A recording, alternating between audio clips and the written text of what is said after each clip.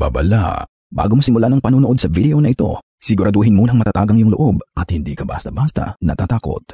Ang mga video na ating itatampok ay pawang katotohanan lamang at maaaring makadulot ng disturbance sa iyong mahimbing na pagtulog sa gabi.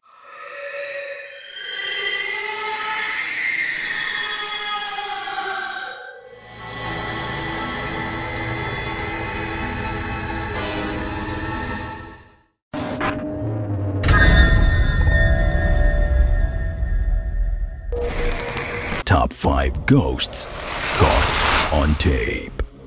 Countryside Poltergeist. Dinalaw ng Mindseed TV ang isang barnhouse sa gitna ng maisan na cornfield sa hindi pinangalanang lugar sa Amerika. Ang sabi ang buong pamilyang minsang nanirahan sa barnhouse na ito ay pinagpapatay. Kung ano ang karumal-dumal na sinapit ng pamilyang ito ay hindi na raw maaaring idetalye pa. Dahil sa sobrang bayolente ng mga pangyayari, hindi na ito pwedeng sabihin sa isang YouTube video. Kung ganito nga, hindi katakatakang may paranormal activities sa nasabing barnhouse. Pagpasok pa lang, nakakagulantang na ang nangyari. This looks way different at night. Yeah, it does. These cornfields are creepy. Hello?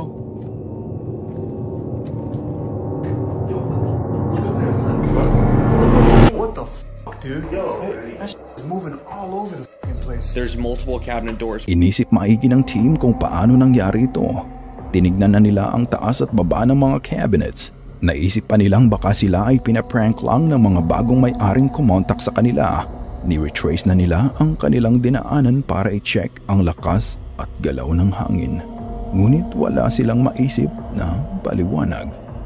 Hindi kaya unang-una pa lang, binati na sila ng isang poltergeist. Di pa man nawawala ang kanilang shock sa nangyari, may narinig at naranasan agad silang kakaiba. Dude, every fucking cabinet in this kitchen was just going nuts. That's insane. You hear that? That's insane. You hear that? Sunod-sunod agad ang pagpaparamdam sa loob ng barnhouse. I got the lot of this. What the fuck, man? I mean, you must want us to go up. Sumasang-ayon maging ang kanilang paranormal detecting gadgets. Ang narinig ninyong nagsabi ng salitang may ay ang tinatawag na Ovilus, isang ghost hunting device na nagagawang i-translate ang electromagnetic signals into speech. Magiging madaldal lang ang Ovilus sa isang lugar na may mataas na EMF o paranormal activity.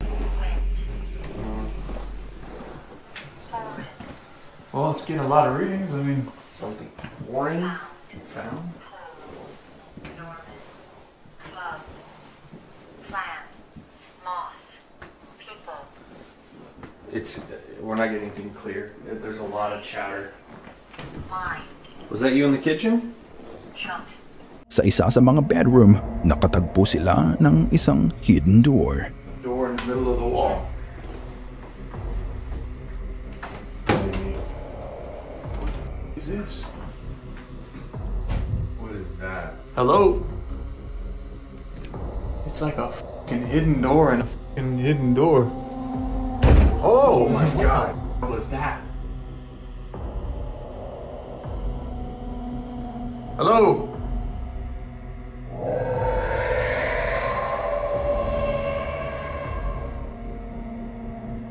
It's like a fucking hidden door and a fucking hidden door. Oh my god! What was that? Tignan mula sa magkabilang anggulo ang dabog na nanggaling mula sa pinto. It's like a fucking hidden door and a fucking hidden door. Oh my god! What was that? It's like a fucking hidden door and a fucking hidden door. Oh my god! What was that? Ano kaya ang nagkukubli sa pintuang ito? Tignan natin. Is anybody in here? Hello?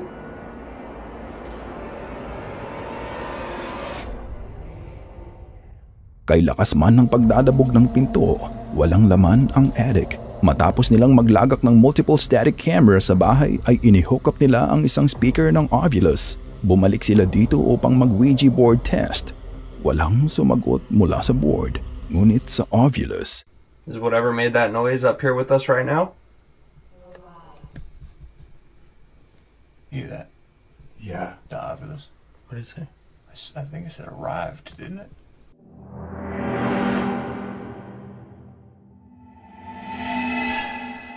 Is whatever made that noise up here with us right now? Hear that? Yeah. Did you hear arrived? I just heard it go off. It sounded like it said arrived. Arrived. Yeah. Mayroon kayang dumating o kanina pa nila ito kasama? Is whatever made that noise here with us?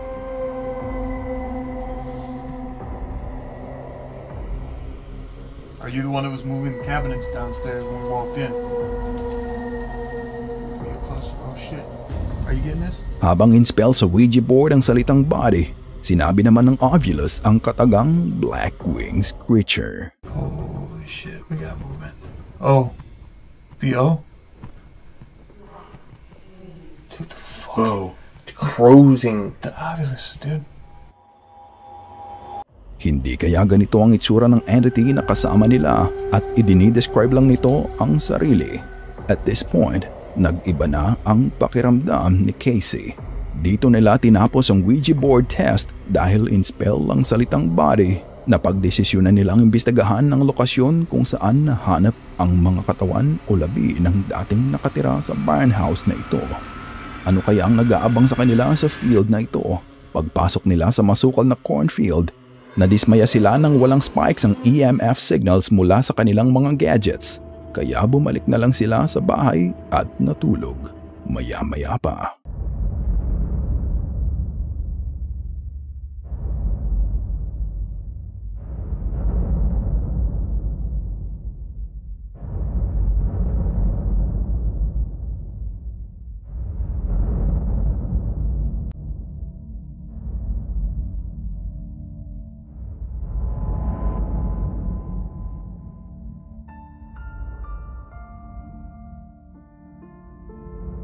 Makikitang bumukas ang pinto sa gilid ng kwarto kung saan natutulog si Tanner.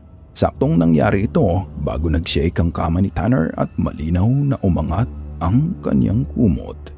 Sa pakiramdam ni Tanner, para daw gustong baliktarin ng kanyang higaan, dito na nila napagpasyahang mag-pack up. Ang babae sa Camp Bellio. Sa video na ito, samahan naman natin ang team ni na MGX o Manila Ghost Explorer, isa ring Pinoy ghost hunter sa pagbisita nila sa Campo Bellio, isang abandonadong villa sa Pililla, Rizal.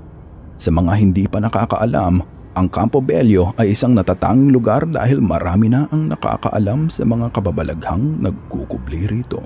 Na-feature na rin ito sa iba't ibang news and magazine shows nang dahil sa mga misteryong bumabalot sa lugar. Ano-ano ang mga misteryong naranasan ni na MGX kasama si Retzel 18 at Adventure Dax sa pagbisita sa Campo Bellio.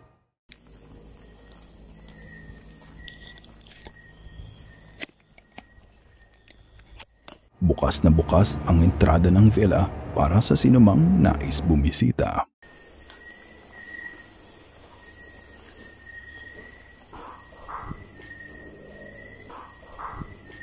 Ang pagkalabog kayang iyon ay pagbati sa kanilang pagdating. Napakadilim sa villa na mukhang pinamumugaran ng mga paniki. Gawa naman sa lumang kahoy ang mga pasilyo nito at mababakas mo sa arkitektura at disenyo kung kailan ito ginawa. Inakyat na nila ang ikalawang palapag ng villa kung saan makikita ang mga lumang bintana. Mapatitig ka pa lang sa mga sinaunang bintanang ito. Aasahan mo nang mayroong kakaibang nilalang na dudungaw. Saan man sila mapunta, sinusundan lang sila ng mga paniki.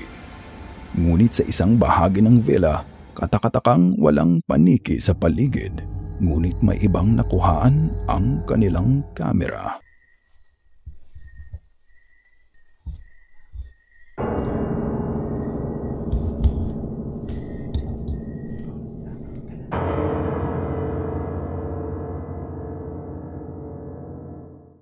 May isang pares ng mga mata ang tila nakamasid sa kanila. Pagkatapos nito, nakaramdam ng pagkahilo at tila masusuka raw ang isa nilang kasama. Kaya naman sinimulan na nilang maglakad palabas ng Campo Bello. Lingid sa kaalaman ng mga Pinoy ghost hunters na ito, unang-una pa lamang ay binati na sila ng kababalaghan. Ayon kay Retzel 18, pagdating pa lang nila sa bukana ng villa ay nakaramdam na sila ng malakas na pagbugso ng hangin. Maaaring kasabay ng kanilang pagdating ay pagbati rin ng elemento. Dahil nang balikan nila ang umpisa ng video, nakita niyo na ba?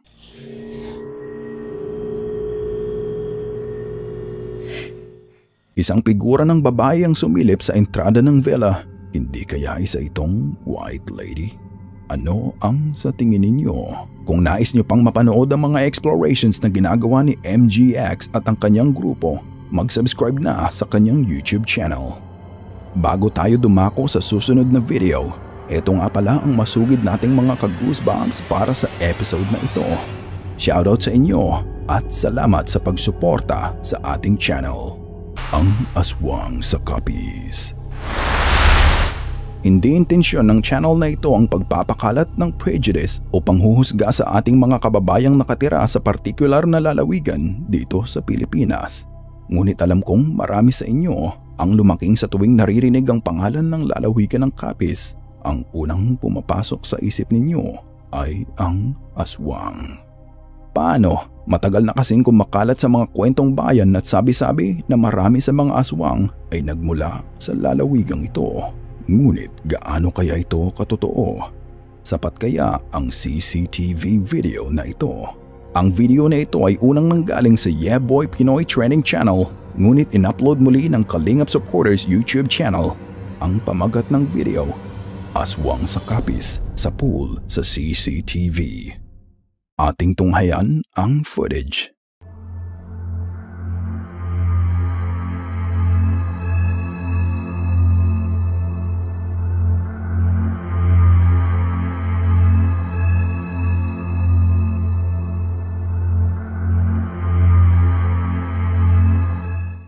May paniniwalang ang lalaking hubot-hubad na nakuhaan ng CCTV ay isang aswang. Bakit kamo? Una, mas mahalaga sa kanyang takpan ng kanyang muka upang masiguradong walang lokal ang makakakilala sa kanya. Ikalawa, makikita nating may kakisigan ng hubog ng katawan ng lalaki at hindi rin ito mukhang marungis. Kaya naman malabong isa lang itong pulubing gumagala sa kalaliman ng gabi at nawala sa sariling katinuan. Isa pa, sa susunod na kuha ng CCTV mula sa ibang anggulo, di ba nakapagtataka ang bilis ng pagtakbo ng lalaking ito? Katakataka ring may hayop na humahabol at sumusunod sa kanya. At ang takbo rin ng hayop na ito ay sadyang kaibilis. Kaya nga lang, hindi natin masiguro kung ito ba ay aso, kambing o anuman. Tandaan na ang mga aswang ay may kakayahang magbagong anyo mula sa katawang tao tungo sa aso. Hindi kaya ang sumunod na hayop sa lalaki ay kapwa niya rin aswang? Kayo, ano ang sa tingin ninyo? Ikaw na ang bahalang humusga. Ang icebreaker natin ngayon ay para sa mga skeptics o sa mga nagdududa pa rin sa paranormal. Sa susunod na makakita kayo ng multo at hindi pa rin kayo sigurado, bakit hindi nyo i-check katulad nito? Tignan na lang natin kung magdududa ka pa pagkatapos. At ang sabi nga sa isang comment sa TikTok video na ito, kahit anong gawin, talo pa rin ng multo sa ating Clubhouse Singing Voice. Samahan naman natin ang Team Sindak sa videong in-upload sa channel ni Nivram Dakel TV na isa sa members ng Team Sindak, grupo ng mga Pinoy Urban Explorers, Ghost Hunters at YouTubers. Sa videong ito, isang nalugi at inabandonang clubhouse sa Las Piñas ang ating lilibutin, kung saan di umano ay may iyak ng babaeng maririnig. Sa gilid pa raw ng clubhouse na ito ay may salvaged na bangkay ang itinapon at sinasabing biktima raw ng tukhang. Malawak ang loob ng clubhouse at makikitang elegante ang mga materyales at disenyong bumubuo rito. Puno na mga lumang kagamitan ng abandonadong clubhouse at sa bawat gamit ay may naiwang piping kasaysayan.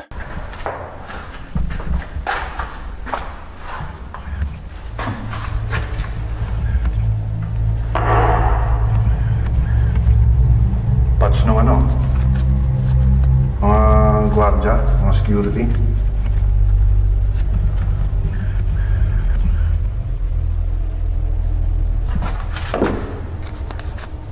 Jimenez. Yung tsapa mo nandito.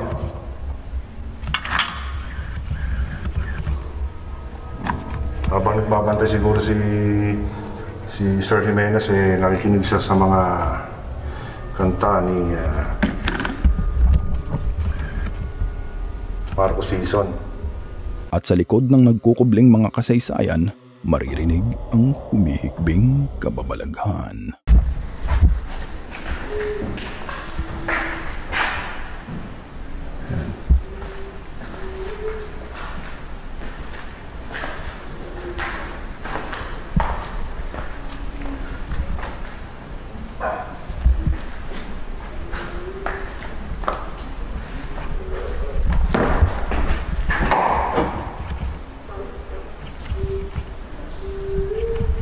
Pakinggang maigi at may hiwalay na tinig ang maririnig. Hindi natin masiguro kung ito ba ay pag-iyak, paghuni ng isang oyayi o paghikbi ng isang bata. Ngunit ang mas hindi natin matiyak ay kung saan nanggagaling ang boses na ito. Ayon pa kina Nivram Dakel, magkasama sila ni Anywhere TV na mga oras na iyon, ngunit kapwa wala silang narinig. Saka na lamang nila narinig ang tinig ng panoorin muli ang kanilang mga nakunan. Ano sa tingin nyo ang tinig na ito?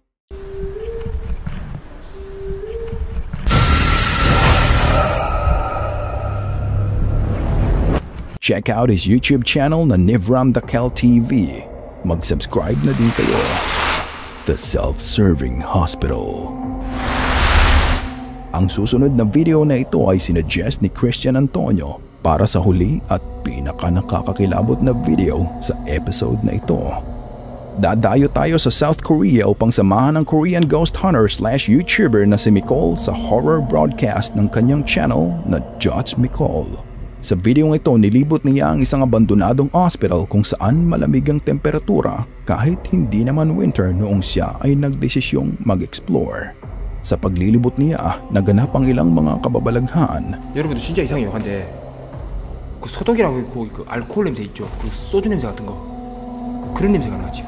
Habang naglalakad si Micol, amoy alcohol o alak daw ang basement at palakas ng palakas ang amoy. Maya-maya pa, makakarinig tayo ng footsteps mula sa di kalayuan. Hindi nag-iisa si Micol. 누구 있어요?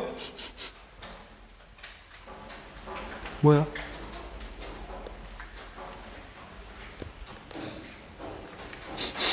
와, 여기 냄새 진한데 여기서?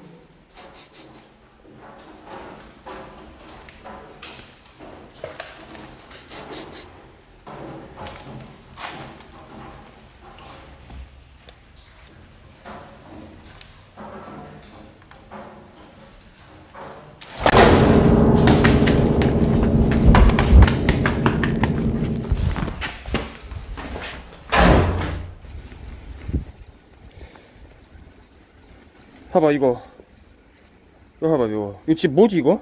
진짜 사람이 서 있는 것 같아 진짜로. Napatakbo na lang palabas sa takot si Micol, ngunit maya-maya ay bumalik siya. Ngunit parang gusto niyang muling tumakas dahil sa mangyayari.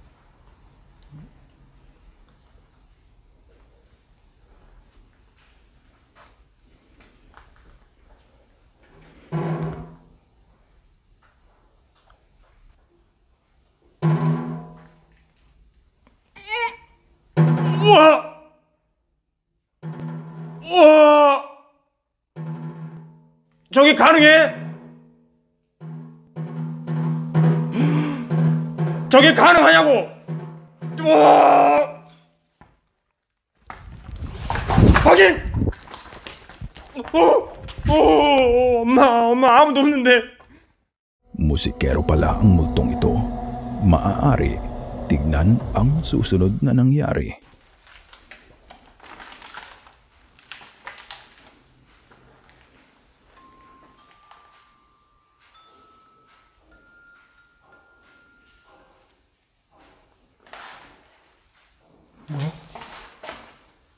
피아노 소리 아닌데. 피아노 소리는 아닌데 방금? 어디서 난 소리야? 벨 소리인가? 뭐야? 이쪽에서 났어, 이쪽에서.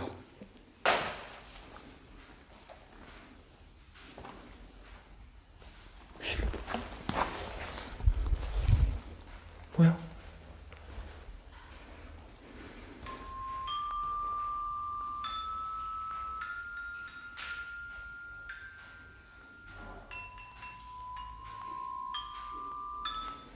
Bukod sa marunong magtambol, marunong din palang magpatunog ng music box ang entity na naroon. Talentado pala meski Koreanong multo.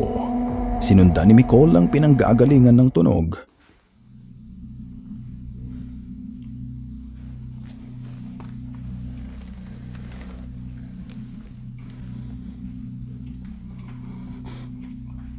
뭐야? 뭐야?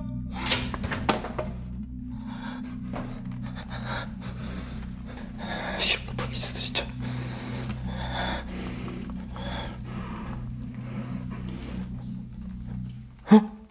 Hindi pala music box ang tumutugtog, kundi isang totoong xylophone.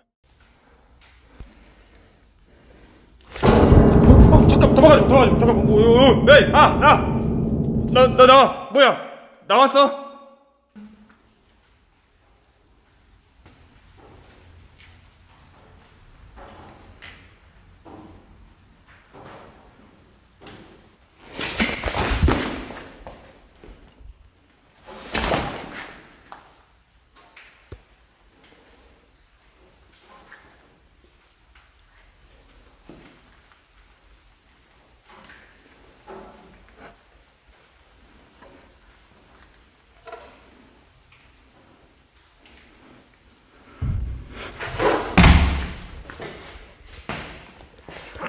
잠깐만.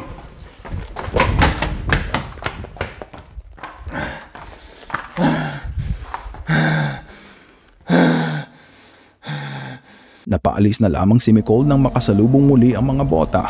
Ngunit kasunod naman niyang nilibot saglit ang ikalawang palapag ng hospital kung saan nangyari ang mga sumusunod.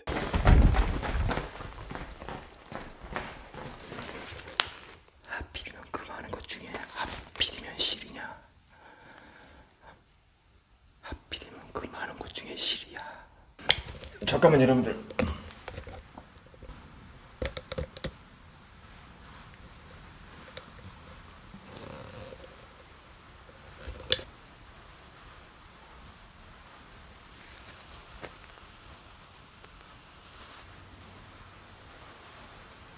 잠깐만요.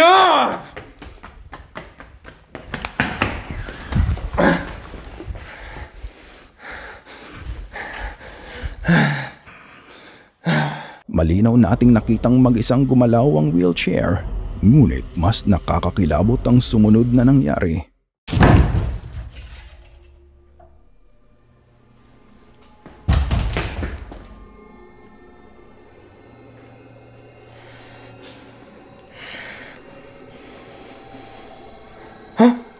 계십니까?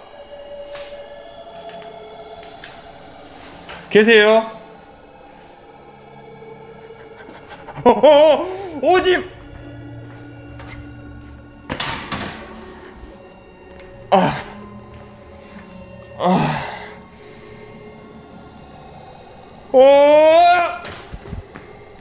Sinundan siya mismo nito, ngunit hindi lang wheelchair ang mag-isang gumagalaw.